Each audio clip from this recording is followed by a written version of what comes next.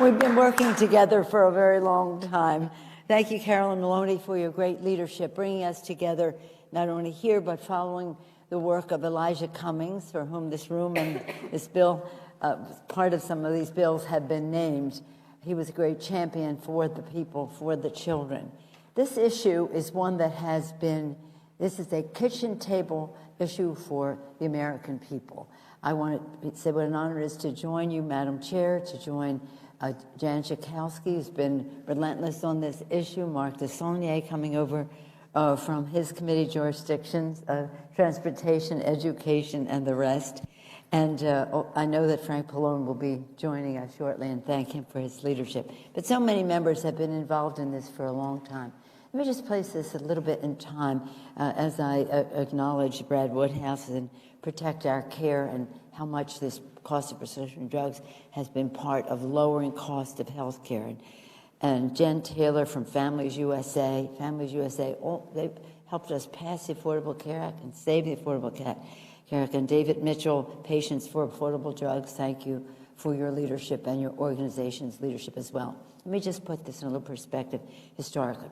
When in 2005 and 2006, when Democrats were running to take back the House, one of our primary issues was to lower the cost of prescription drugs. We had a new direction for America, 6 for 06.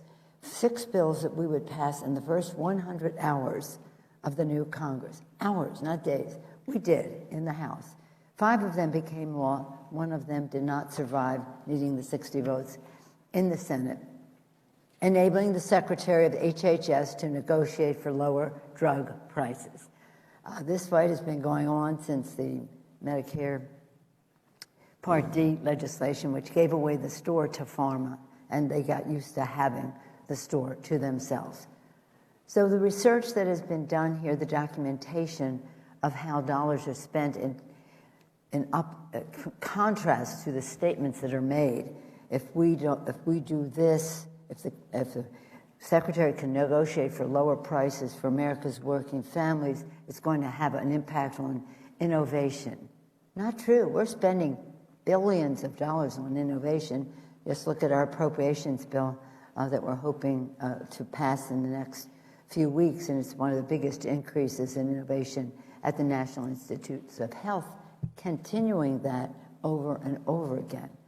The biblical power to cure, that basic scientific medical research, so important to what the private sector does in their important role. But what we see on TV are these ads, so they spend so much money, Pharma does, on ads on TV, so everybody wants what they saw on TV, and that increases the cost to the taxpayer and the consumer, to the benefit of Pharma. And what they are doing in terms of what you've released in the previous, in the course of these reports, in terms of their own buybacks and CEO pay and Pharma aggrandizement in terms of money, is stunning. And yet they have the nerve to say, but for a better price for the American consumer, we would be able to do more innovation. I bless them for their innovation. God bless science for being, the biblical power to cure. But let's not take it out on America's working families.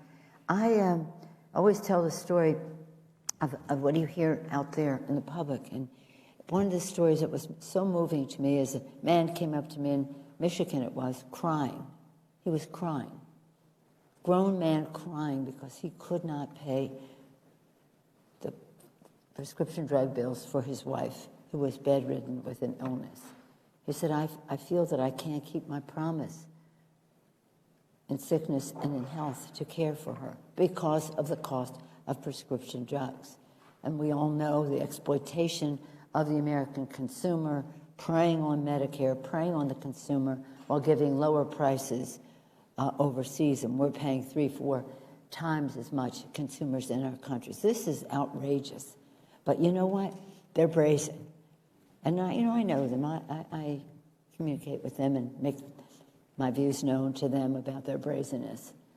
In some states, they're trying to do some similar things to lower the cost of drugs in their states, and they are fortifying with lobbyists and lawyers and everything to just get everybody in their camp, PR and all the rest, so they can continue to prey on Medicare and prey on consumers. So this report is so very important because it's a documentation of what has happened. It's a presentation on how the highest cost drugs lose Medicare savings. And it's an opportunity cost for those savings to go to help other provisions of Medicare.